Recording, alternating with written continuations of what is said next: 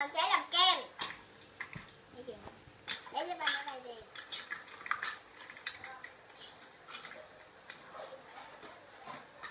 Đi ra đây té nó mới nhanh các bạn. Hai cái muỗng nè. Đây. Hai chiếc chanh và giấy cam.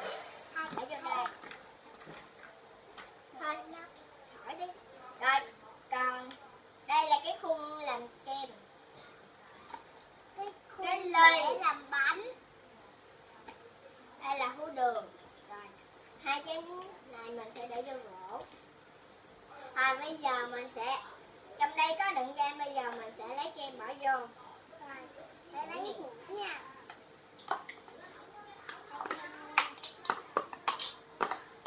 Rồi Bi làm kem, còn Tina làm bánh đi. Tina làm bánh đi. Cái khuôn làm bánh nè. Rồi bây giờ mình sẽ đổ đường vô. Tina làm bánh đi. Nè, ấy lộn. Bây giờ mình sẽ quậy kem vô. Đúng đường nè. Bây giờ mình sẽ bỏ vô ly. Rồi bây giờ mình phải làm bánh. Anh ơi, đẹp quá. Đánh bài không? Rồi.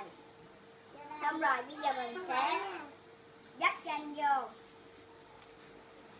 Dắt chanh vô ly này. Anh đủ ai đi? Bỏ vô. Rồi. Cái đây là quậy đều lên. Cái đây là bánh nha. Cái đây là bánh. Không phải bánh cô đa nha. Đây là bánh. Xong rồi bây giờ mình sẽ đổ lại vô đây.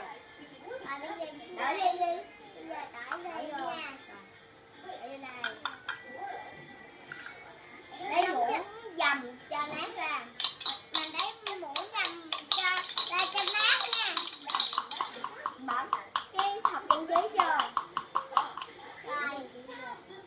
Đi ra làm bánh đi.